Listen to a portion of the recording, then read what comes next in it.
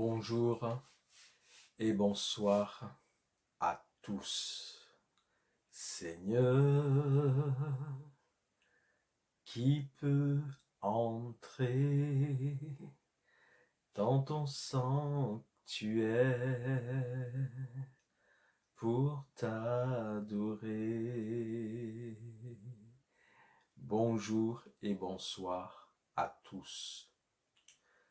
Que la grâce de Dieu, manifestée en Jésus-Christ, nous soit encore pleinement accordée, afin que nous sachions bien compter les jours qui nous sont accordés devant la face de Dieu sur cette terre, parce que Jésus-Christ revient très bientôt. Jésus-Christ revient très bientôt. Le dimanche 28 février 2021, Dieu m'a donné un message que je porte à votre connaissance maintenant. Ce message est le suivant. Le mystère de l'iniquité agit déjà, et moi l'Éternel, j'agis aussi. Le mystère de l'iniquité agit déjà, et moi l'Éternel, j'agis aussi. Voici le message que j'ai reçu de la part du Seigneur Jésus-Christ le dimanche 28 février 2021. Alors, lorsque j'ai reçu ce message, je me suis tenu dans la présence de Dieu pour comprendre le message. Et Dieu m'a permis de revoir dans sa parole l'enseignement, la révélation qui va me faire comprendre ce message. Et cela m'a conduit à 2 Thessaloniciens, chapitre 2, dont le titre du passage, 2 Thessaloniciens, chapitre 2, le titre du passage s'intitule « Sur l'avènement du Seigneur ». Je lis pour vous ce passage. Que Dieu, le roi Jésus-Christ, le Père, l'Esprit Saint soient bénis, glorifiés, élevés et exaltés, et que le Seigneur Jésus-Christ, par son Esprit qui est en moi, me permette, par son onction divine, de transmettre fidèlement le message qu'il m'a révélé. Je lis 2 Thessaloniciens, chapitre 2. Pour ce qui concerne l'avènement de notre Seigneur Jésus-Christ. Qu'est-ce que l'avènement de notre Seigneur Jésus-Christ?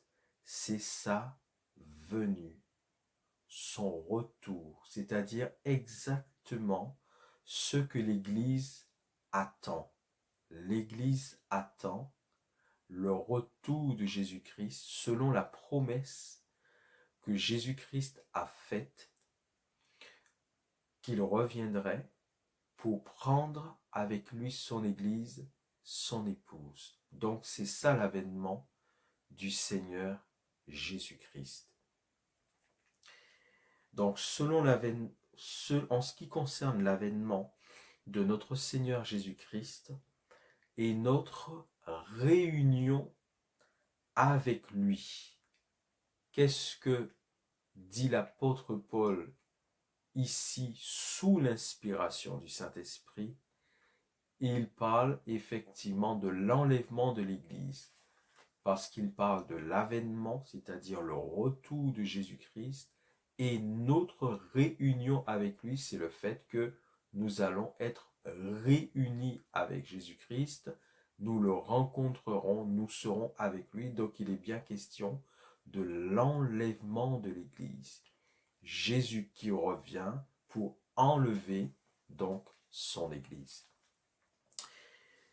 Nous vous prions, frères, de ne pas vous laisser facilement ébranler dans votre bon sens et de ne pas vous laisser troubler soit par quelque inspiration, soit par quelques paroles ou par quelques lettres qu'on dirait venir de nous comme si le joug du Seigneur était déjà là. Alors, ce qu'il est en train de dire, à ce moment précis, il parle du moment où il a écrit cette épître. À l'époque où il a écrit cette épître, à son époque, au moment où lui, il vivait, il y a des personnes, des faux enseignants, des faux prophètes, des faux docteurs de la loi qui enseignaient aux gens et qui annonçaient aux gens que le retour de Jésus avait déjà eu lieu à l'époque de l'apôtre Paul. C'est ce dont il est en train de parler. Il y avait des faux prophètes, des faux enseignants, des faux docteurs de la loi, des faux serviteurs de Dieu, des personnes qui n'avaient aucune révélation de Dieu, qui étaient dans l'égarement et qui égaraient les autres en proclamant, en annonçant, en prêchant à l'époque de l'apôtre Paul que le retour de Jésus-Christ avait déjà eu lieu. Or, le retour de Jésus-Christ, c'est ce que nous attendons jusqu'à maintenant, Église du Seigneur Jésus-Christ. L'Église attend le retour de son roi, de son sauveur qui va venir prendre son épouse. Que personne donc ne vous séduise d'aucune manière. Et là, le Saint-Esprit par l'apôtre Paul va donner donc des éléments par rapport au retour de Jésus-Christ et à l'enlèvement de l'Église. Il va donner des éléments qui sont capitaux par rapport à cet événement, donc de l'enlèvement de l'Église lors du retour de Jésus-Christ. Il dit que personne ne vous séduise d'aucune manière, car il faut que l'apostasie soit arrivée auparavant. Donc, quelque chose qui va précéder obligatoirement le retour de Jésus-Christ et l'enlèvement de son Église, c'est l'apostasie. Qu'est-ce que l'apostasie? L'apostasie, c'est l'abandon de la foi, l'éloignement de la foi, l'abandon de la parole de Dieu, des commandements de Dieu, de la vérité de Dieu, le fait de s'éloigner de Dieu. Et qui est concerné par l'apostasie? C'est surtout non pas le monde païen, parce que le paganisme n'est pas engagé avec Jésus-Christ, le paganisme est sous l'inspiration du diable. Qui est concerné par l'apostasie? Ce sont ceux qui proclament appartenir à Jésus-Christ. Donc, c'est des personnes qui se disent être chrétiennes, disciples de Jésus-Christ, membres de l'Église de Jésus-Christ,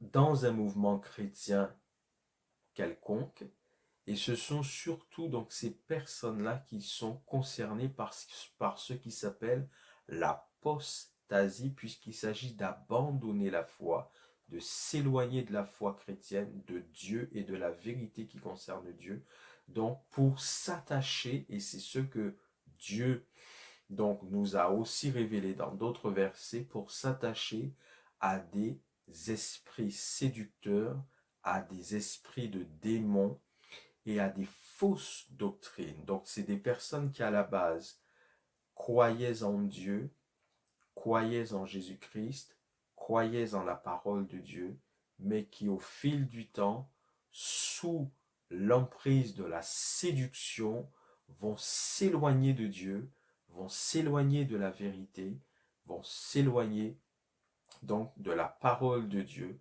pour adopter, pour adhérer à des faux enseignements, à de fausses révélations, à de fausses doctrines et à de faux dieux. C'est ça l'apostasie. Il faut premièrement que l'apostasie donc soit arrivée. Et l'apostasie a toujours existé depuis donc que Jésus est venu. D'ailleurs, c'est pour cela qu'à l'époque même de l'apôtre Paul, il y avait de faux enseignants qui disaient que l'enlèvement de l'Église avait déjà eu lieu. Mais cette apostasie ira au fil des années en s'accroissant. Et aujourd'hui, en 2021, l'apostasie est bien en place parce que dans le mouvement chrétien répandu sur toute la terre, il y a des abominations, il y a des doctrines iniques, il y a de faux enseignements et de faux enseignants, de faux prophètes, il y a toutes sortes de fausses manifestations qui, même dans le mouvement chrétien, donc, sont là présentes et il y a des abominations. Et sur Internet, parce que nous sommes à l'ère d'Internet où, comparativement à d'autres époques dans le passé, nous avons plus d'informations qui nous parviennent avec des vidéos à la preuve où nous pouvons voir des abominations se produire, prétextant être donc des choses venant de Dieu. Il y a des doctrines iniques, des manifestations iniques, des pratiques iniques, des enseignements iniques, et on trouve sur Internet des personnes se réclamant de Dieu et de Jésus-Christ, mais professant et pratiquant des choses abominables, alors que ces personnes se disent être serviteurs de Dieu. Ces personnes se disent être serviteurs de Dieu. C'est au point où vous voyez, par exemple, des personnes se disant être église de Jésus-Christ, pasteurs, serviteurs de Dieu. Vous les voyez donc dans leur communauté faire défiler les femmes de cette communauté donc s'avancent vers les soi-disant serviteurs, et ces femmes enlèvent leurs sous-vêtements, leurs culottes, et donc le soi-disant serviteur pratique en public directement donc un viol, un attouchement et un viol sexuel de ces femmes. Et j'arrête là la description. Donc voilà un exemple de choses abominables que des gens font en déclarant être serviteurs de Jésus-Christ. Et nous sommes donc dans ce qui s'appelle l'apostasie, qui a pris un essor et qui a atteint un niveau très élevé, donc en ce qui concerne l'abandon de la foi, de la vérité, l'abandon de Jésus-Christ, l'apostasie. Il y a encore une autre, par exemple, doctrine qui consiste à dire pour un chrétien qui va se marier, avant de pouvoir se marier, il doit goûter à la femme avec laquelle il projette de se marier avant de pouvoir se marier avec elle. Ne sait-on jamais qu'il découvrirait par cette manière quelque chose qui lui montrerait qu'il ne doit pas donc poursuivre avec cette femme-là dans le cadre du mariage. Il doit goûter à cette femme avant de se marier. Et puis vous voyez donc ces personnes en costard, cravate, prétextant être des chrétiens, des serviteurs de Dieu, pratiquer en public donc des positions d'actes sexuels pour montrer ce qu'ils sont en train d'annoncer, de prêcher. Et donc, ça s'appelle l'apostasie, l'abomination, des choses iniques qui se font sous le nom de Dieu, des personnes prétextant être serviteurs de Dieu, avec de telles pratiques, de telles abominations qui sont répandues à travers donc leurs œuvres iniques et ténébreuses. Nous sommes dans l'apostasie. Ce sont bien des personnes qui prétextant être serviteurs de Dieu qui font ces choses horribles, et c'est bien donc cette apostasie dont il est question ici. Il faut premièrement que soit arrivée l'apostasie. Et alors que cette apostasie est là, il continue en disant « Et qu'on ait vu paraître l'homme du péché, le fils de la perdition, l'adversaire qui s'élève au-dessus de tout ce qu'on appelle Dieu ou de ceux qu'on adore, jusqu'à s'asseoir dans le temple de Dieu, se proclamant lui-même Dieu. » Donc il y a un fils de la perdition qui va aussi paraître au-devant de la scène mondiale et internationale, qui sera donc l'Antichrist. On le verra paraître avant l'enlèvement de l'Église. C'est ce qui est dit ici, avant que l'enlèvement de l'Église ne se réalise. On verra ce fils de la perdition se présenter au-devant de la scène internationale donc, et mondiale. Ne vous souvenez-vous pas que je vous disais ces choses lorsque j'étais encore chez vous? Et maintenant vous savez ce qui le retient, afin qu'il ne paraisse qu'en son temps.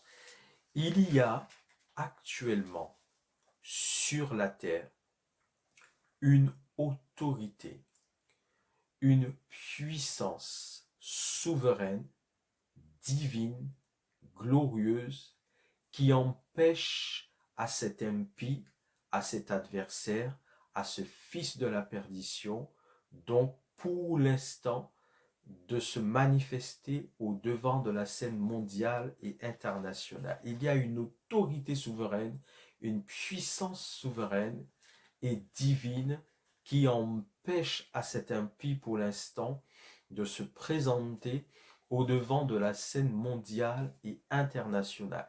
Et quelle est cette autorité, cette puissance divine qui est là? Cette personne, dans la réalité, c'est une personne. Quelle est cette personne divine qui est présente actuellement sur la terre et qui empêche à cet impie, au fils de la perdition, de se présenter au devant de la scène mondiale et internationale? Je continue la lecture. Donc, je continue la lecture donc, du chapitre 2 de 2 Thessaloniciens. Eh bien, excusez-moi, excusez-moi, j'avais perdu ma page. Eh bien, il est dit car, et c'est là où la suite de la lecture correspond au message donc que Jésus-Christ m'a donné le dimanche 28 février 2021. Donc la suite de la lecture, nous arrivons au verset 7 et c'est ce qui correspond au message que j'ai reçu par le Seigneur Jésus-Christ, de la part du Seigneur Jésus-Christ. Car le mystère de l'iniquité agit déjà. Et je vous rappelle le message que j'ai reçu. Le mystère de l'iniquité agit déjà, et moi l'Éternel, j'agis aussi. Le mystère de l'iniquité agit déjà, et moi l'Éternel, j'agis aussi. Donc, le verset 7 dit, car le mystère de l'iniquité agit déjà, Il faut seulement que celui qui le retient encore ait disparu. Et donc, il y a une personne divine, une autorité divine, une puissance divine qui est encore là sur la terre et qui retient le mystère de l'iniquité, c'est-à-dire qui l'empêche de se manifester. Tant que cette autorité divine, cette personne divine, cette puissance divine sera présente sur la terre, ce mystère de l'iniquité ne pourra pas se manifester. Et quelle est cette personne divine qui retient ce mystère de l'iniquité, qui l'empêche de se manifester? Je vais vous rappeler Matthieu 12, à partir du verset 22 jusqu'au verset 37. Vous pourrez le lire, Matthieu 12, 22, 37. Un jour, Jésus a délivré un démoniaque qui était muet et aveugle. De par la possession démoniaque, Jésus va délivrer cette personne et la personne retrouvera la vue et parlera. Après sa délivrance, elle deviendra normale. Et là, les pharisiens vont accuser Jésus d'être un serviteur du diable. Ils vont l'accuser de chasser les démons par le prince des démons, Belzébul. Et donc, Jésus va expliquer que si le diable est divisé contre lui-même, si son royaume est divisé contre lui-même, son royaume ne pourra pas subsister. Et c'est là aussi que Jésus va apporter l'enseignement sur le blasphème contre le Saint-Esprit, puisque les pharisiens, de leur mauvais cœur, de leur mauvais trésor, de leur méchanceté, avaient accusé le roi de gloire, Jésus-Christ, d'être un serviteur du diable et de faire les miracles, les prodiges qu'il faisait par la puissance du diable. Et donc, ils avaient blasphémé contre le Saint-Esprit. Et je vous rappelle au passage que c'est le seul péché pour lequel il n'y a aucun pardon possible. Et Jésus leur dit ceci à un moment donné de cette histoire. Il leur dit, mais si c'est pas l'Esprit de Dieu que je chasse les démons, cela veut dire que le royaume de Dieu est venu à vous. Et en fait, donc, Jésus leur expliquait que c'est bien par le Saint-Esprit, c'est par le Saint-Esprit qu'il chassait les démons. Et donc, c'était le signe de la présence de Dieu au milieu des hommes, le fait que Dieu se manifestait puissamment au milieu des hommes. Et cette personne divine qui est sur la terre et qui empêche au mystère de l'iniquité de se manifester, c'est le Saint-Esprit. C'est le Saint-Esprit, le Saint-Esprit. Quand Jésus est ressuscité, comme il l'avait annoncé le 3e jour, il s'est manifesté à ses disciples, à plus de 500 disciples, il est dit, premièrement aux apôtres et ensuite à plein d'autres disciples. Il s'est manifesté pendant 40 jours sur la terre, 40 jours. Et ensuite, il est reparti auprès du Père, car il est Dieu éternel et il avait toujours été avec Dieu. C'est lui-même Dieu, parole de Dieu. Il est reparti vers le Père. Mais en repartant vers le Père, il leur avait fait une promesse que le Saint-Esprit viendrait. Et effectivement, 10 jours après son départ, le Saint-Esprit est venu. La personne même du Saint-Esprit est venue pour conduire l'Église dans sa mission, dans l'œuvre, dans les œuvres que Jésus a confiées à l'Église, dans la mission que Jésus-Christ a confiée à l'Église. Donc, depuis que le Saint-Esprit est venu, et c'est l'histoire où les apôtres ont reçu les langues de feu qui se sont posées sur chacun d'eux, et pour la première fois, il y a eu la manifestation du parler en langue, qui est un don céleste. Eh bien, depuis la venue du Saint-Esprit sous cette forme-là, comme Jésus le leur avait annoncé, Le Saint-Esprit est avec l'Église. Le Saint-Esprit est présent avec l'Église pour conduire l'Église dans la mission que Jésus-Christ lui a confiée. Et c'est le Saint-Esprit qui est là et qui empêche et qui retient le mystère de l'iniquité, qui l'empêche de se manifester. C'est le Saint-Esprit qui est là, présent. Mais le Saint-Esprit, de la même manière qu'il est venu un jour, il va aussi s'en aller un jour. Il va repartir un jour. Il y a un processus qui a été mis en place. Tant que Jésus était présent, le Saint-Esprit ne pouvait pas venir pour conduire l'Église parce que Jésus était là. Mais quand Jésus-Christ est reparti vers son Père, et qui est notre Père, à tous ceux qui reçoivent Jésus-Christ comme Sauveur et Seigneur, Dieu le Père est aussi notre Père. Quand Jésus-Christ est parti, le Saint-Esprit est venu. Et c'est le même processus qui va se réaliser, mais dans le sens inverse. Pour que Jésus-Christ revienne et qu'il enlève son Église, il faudra d'abord que le Saint-Esprit reparte, qu'il soit lui enlevé. La première fois, c'est Jésus qui est parti et le Saint-Esprit est venu.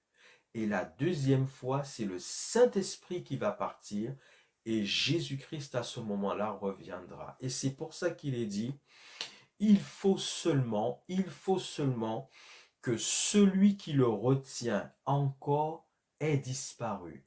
Le Saint-Esprit qui est encore présent avec l'Église, depuis qu'il est venu, le Saint-Esprit, il est resté avec l'Église.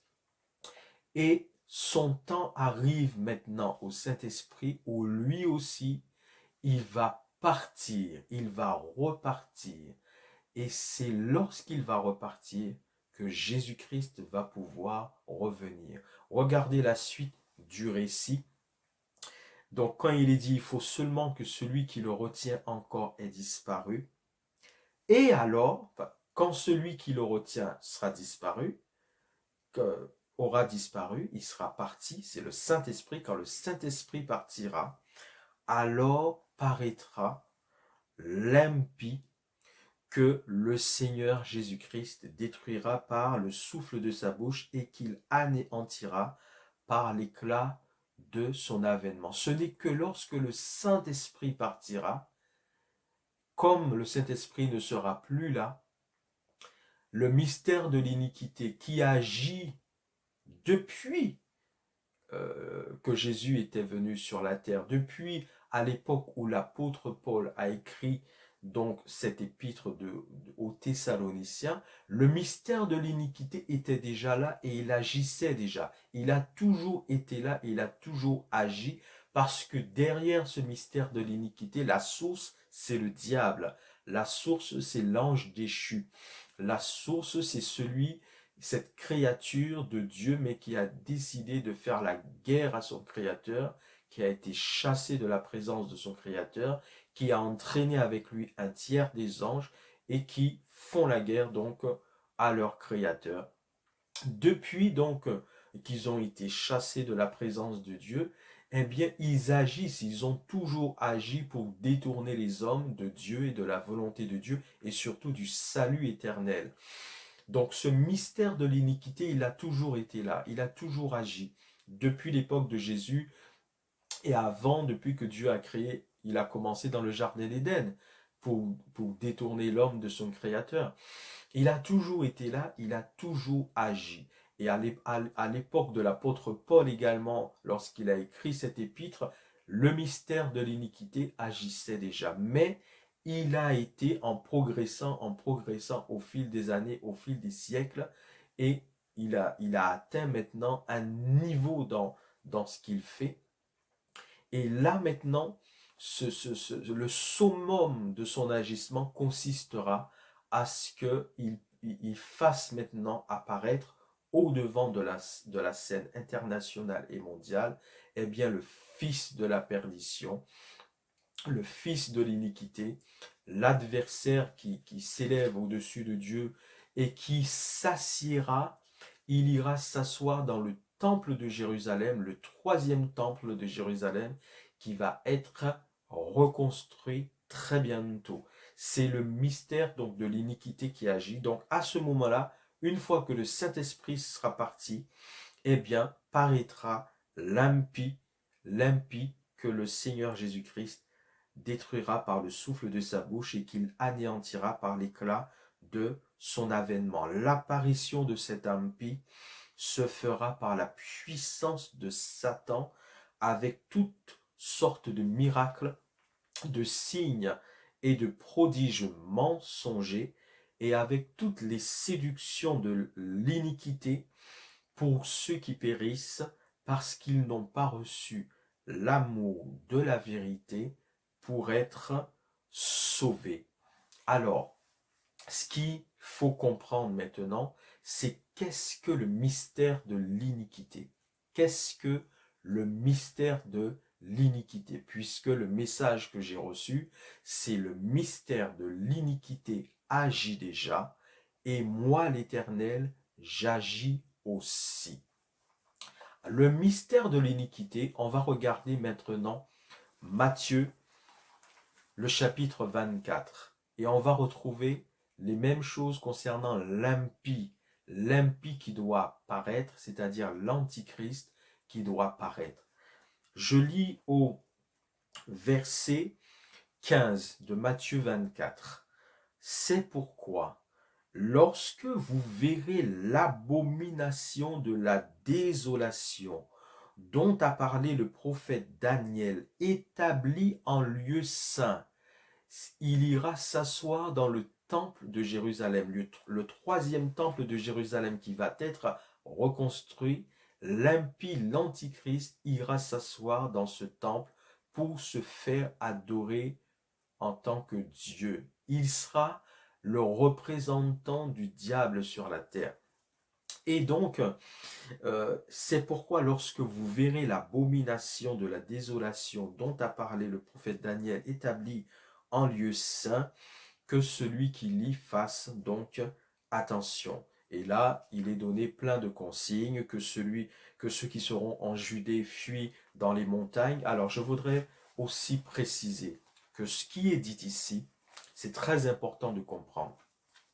Parce que lorsque on mélange les informations, lorsqu'on les confond, eh bien, on s'égare également. Ce qui est dit ici, cette description que Jésus fait, lorsqu'il dit que ceux qui seront en Judée fuient dans les montagnes, que celui qui sera sur le toit ne descende pas pour prendre ce qui est dans sa maison, en fait, tout cela, il le dit au peuple d'Israël, à la nation d'Israël, à la nation juive, c'est-à-dire le peuple d'Israël, c'est-à-dire les Juifs qui forment cette nation juive, ce peuple d'Israël, mais ce sont les Juifs qui ne reçoivent pas Jésus-Christ comme le Messie promis, comme le Sauveur du monde. Ce sont les Juifs qui attendent encore le Messie, alors que nous savons que Jésus-Christ est venu, qu'il est le Sauveur du monde, il est le Messie, il est le Roi du Père.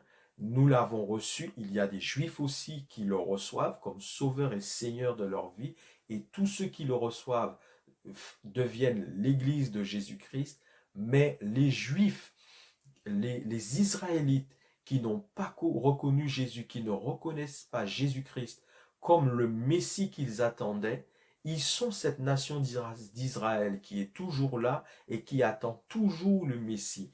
Et ce passage précis de ce que Jésus raconte précisément à ce moment-là, c'est à eux que Dieu parle, c'est à ce peuple d'Israël, à cette nation juive que Dieu s'adresse concernant ces événements particuliers lorsque l'Antichrist s'assiera dans le troisième temple d'Israël qui sera bientôt reconstruit pour se faire adorer en tant que Dieu. Et malheureusement, cet Antichrist, eh bien, les Juifs qui n'ont pas reçu Jésus-Christ comme Sauveur et Seigneur de leur vie, ils croiront que cet Antichrist, c'est le Messie, donc qu'ils attendaient.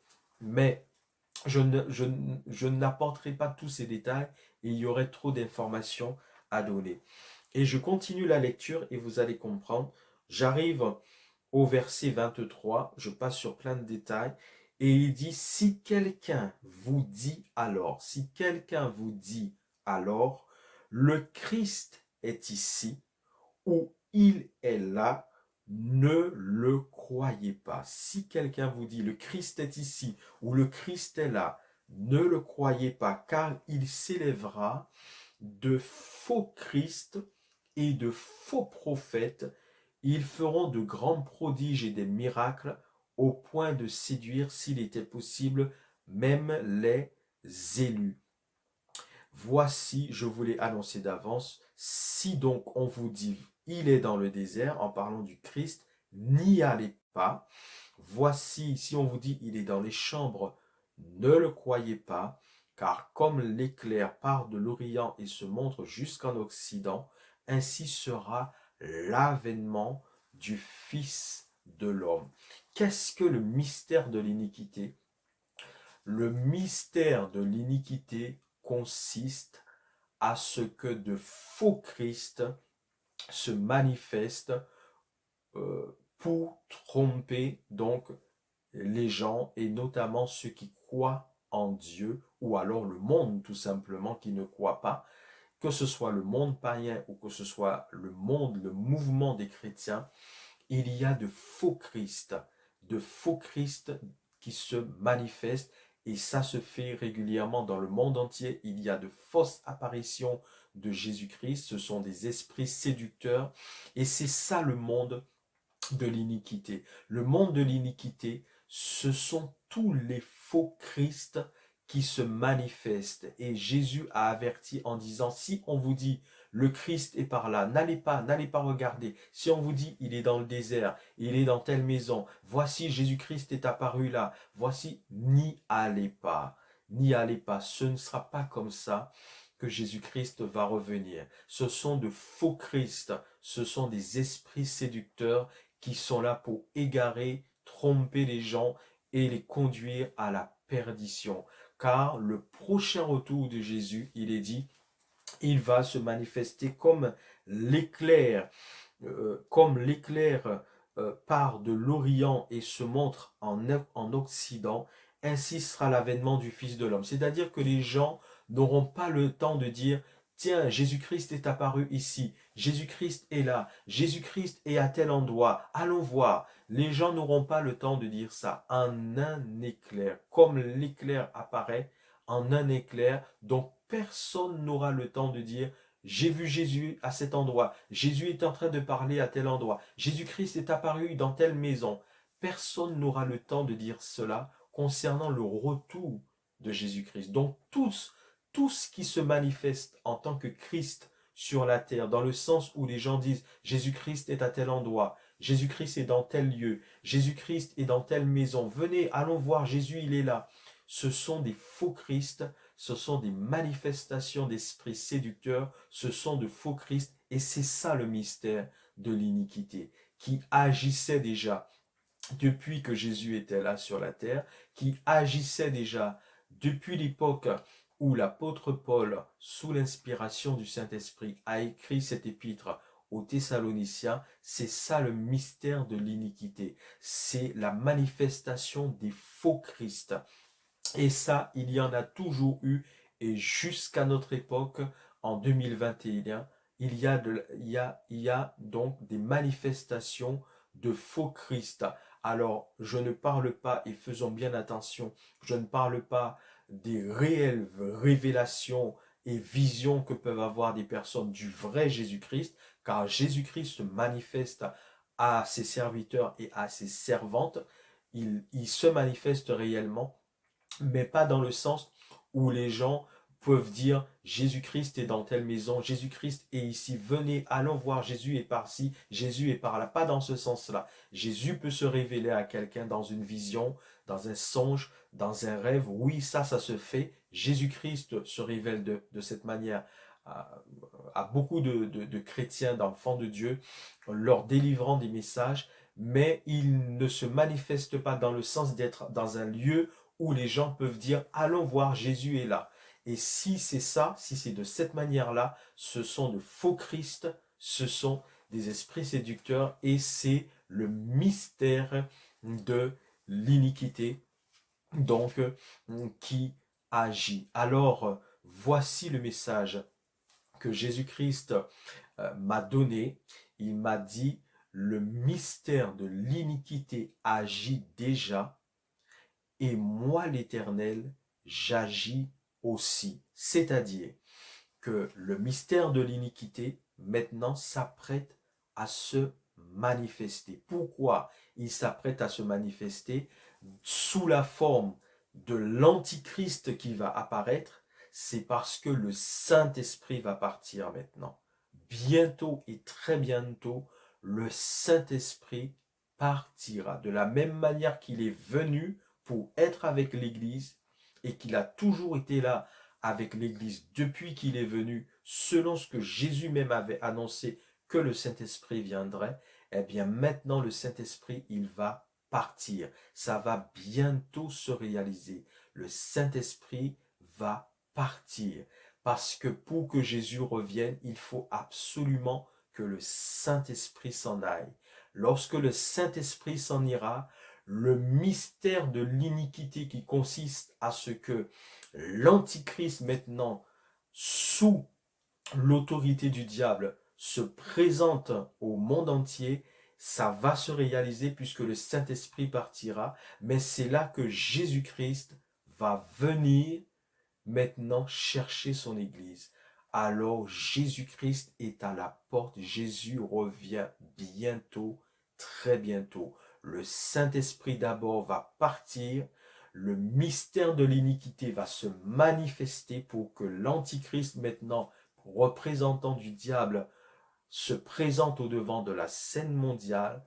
Jésus à ce moment-là va revenir, prendre son épouse, son Église avec lui. Et ceux qui ne sont pas de l'épouse de Jésus-Christ, de son Église, vont rester sur la terre et verront donc ce qui s'appelle la manifestation réelle du mystère de l'iniquité par l'Antichrist, le faux prophète, tout cela sous l'autorité du diable. Il est dit dans la lecture que j'ai faite, parce qu'ils n'ont pas eu l'amour de la vérité pour être sauvés. Ils n'ont pas eu l'amour de la vérité. Ils ne recherchaient pas la vérité. Ils ne recherchaient pas Jésus-Christ. Ils n'étaient pas attachés à Jésus-Christ. Ils n'étaient pas attachés à la parole de Dieu. Ils n'étaient pas attachés à la vie chrétienne. Ils n'étaient pas attachés à la vie de sanctification, à la vie de vérité selon les exigences de la parole de Dieu. Ils n'étaient pas attachés à ça. Ils préféraient les plaisirs du monde. Ils préféraient le péché. Ils préféraient la liberté. Comme ils n'ont pas eu l'amour de la vérité, eh bien, ils ne seront pas enlevés. Ils ne seront pas sauvés. Et il est même dit que parce qu'ils ont préféré les mensonges et tout ce qui est contraire à Dieu et à la volonté de Dieu, Dieu même les laissera à leur égarement. Alors voici le message que j'ai reçu de la part du Seigneur Jésus-Christ. Le mystère de l'iniquité agit déjà et moi l'Éternel, j'agis aussi. C'est en train de se réaliser maintenant. Jésus-Christ est sur le point d'apparaître. Jésus-Christ est sur le point de revenir. Jésus-Christ revient bientôt. Son retour est imminent. Son retour est imminent. Chrétien, enfant de Dieu, si tu regardes, si tu entends ce message et que tu sais que ta vie ne reflète pas la gloire de Dieu, ta vie ne reflète en rien ce qui s'appelle la vie de sanctification, la vie de vérité, la vie qu'exige Jésus-Christ. Si tu es juste chrétien qui fréquente une communauté ou même qui ne fréquente aucune communauté, tu te dis chrétien. Et si tu fréquentes une communauté, tu vas juste dans des réunions, tu fais un acte de présence, mais quand tu as quitté la réunion, ta vie ne reflète en rien la vie d'un disciple de Jésus-Christ, la vie d'un serviteur, la vie d'une servante de Jésus-Christ. Tu passes tes journées devant la télévision, tu regardes des choses iniques, et tu écoutes des insanités, tu prêtes tes oreilles au mal, tu regardes le mal à la télévision, tu participes avec des amis à des choses mauvaises. Ta vie, en fait, n'a de chrétien que le nom. C'est le nom de chrétien que tu portes, mais dans ta vie de tous les jours, tu ne vis pas la parole de Dieu. La parole de Dieu ne t'intéresse pas. La vérité de Jésus-Christ ne t'intéresse pas. Tu ne cherches pas à respecter. Tu ne cherches pas à respecter Jésus-Christ. Tu ne cherches pas à l'honorer. Tu ne l'adores pas. Tu ne le célèbres pas. Tu ne médites pas la parole de Dieu. Tu ne pries pas. Tu n'as que de chrétien que le nom. C'est que nom que tu portes, mais rien dans ta vie ne reflète Jésus-Christ, sa gloire, sa sainteté et sa vérité. Alors, excuse-moi de te le dire, tu es en danger. Tu es en danger. Et Jésus va revenir très bientôt enlever son Église. Si tu ne changes pas de vie, tu ne seras pas enlevé. Tu ne seras pas enlevé. Et tu vivras alors sur cette terre où le mystère de l'iniquité par l'Antichrist sous l'autorité du diable se manifestera à ce moment-là librement. Pourquoi? Parce qu'il n'y aura à ce moment-là sur la terre ni le Saint-Esprit, ni l'Église. Le Saint-Esprit sera parti, l'Église sera enlevée, le mystère de l'iniquité aura libre cours sous l'autorité du diable, en plus des jugements de Dieu qui vont tomber sur cette terre. Et tu connaissais la vérité et tu regretteras, mais il sera trop tard parce que tu vivras cet événement terrible qui va bouleverser le monde, l'enlèvement de l'Église, toutes ces personnes qui vont disparaître, qui seront enlevées par Jésus-Christ, et tu verras que toi, tu es resté sur la terre parce que tu ne vivais pas la vie chrétienne, la vie de sainteté, la vie de pureté, la vie de vérité. Tu préférais le mensonge, tu préférais le mal, tu préférais le péché. Or, tu connaissais la vérité et tu seras dans ce carreau, au sein de ce monde. Tu vivras ces choses horribles et terribles qui vont arriver. Alors je t'en conjure au nom de Jésus-Christ. C'est un avertissement ultime de Jésus-Christ pour tous ceux qui se disent chrétiens, mais qui ne vivent pas la vie chrétienne. Maintenant, revenez à votre Dieu réellement. Abandonnez la vie de péché. Abandonnez le mal. Abandonnez la désobéissance à Dieu. Recherchez la face de Dieu. Sanctifiez-vous. Sanctifiez-vous. Sanctifiez-vous. Rappelez-vous de ce passage. Recherchez la paix avec tous lorsque c'est possible. Mais surtout, et aussi, pardon, pas surtout, recherchez la paix avec tous tant que c'est possible. Des fois, ce ne sera pas possible. Ce ne sera pas de votre fait. C'est l'autre qui ne voudra pas faire la paix. Ça, des fois, ce sera possible et des fois, ce ne sera pas possible. Mais par contre, la sanctification sans laquelle nul ne verra le Seigneur, ça, c'est obligatoire. Obligatoire. Si vous ne recherchez pas la sanctification, il est dit, la sanctification, celui qui ne recherche pas la sanctification ne verra pas le Seigneur. Et la sanctification sans laquelle nul ne verra le Seigneur.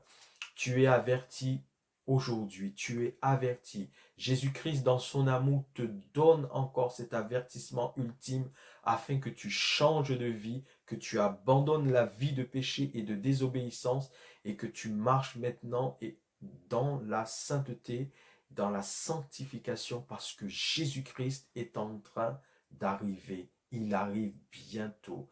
Le mystère de l'iniquité agit déjà et moi, l'Éternel, j'agis aussi. Jésus-Christ arrive très bientôt.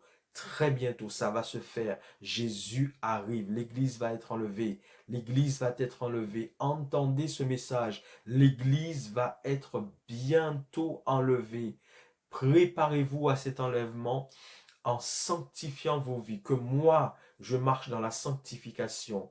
de progrès en progrès et de sanctification en sanctification. Sanctifions-nous, sanctifions nos vies, séparons de nos vies tout ce qui n'est pas à la gloire de Jésus-Christ, tout ce qui est péché, tout ce qui est inique, tout ce qui est mal, tout ce qui est mauvais. Séparons-nous au fur et à mesure de toute chose mauvaise que Jésus-Christ ne supporte pas, ce pourquoi il est venu donner sa vie à la croix pour nous sauver. Séparons-nous, sanctifions-nous, c'est ça, enlevant de nos vies tout ce qui ne plaît pas à Jésus-Christ.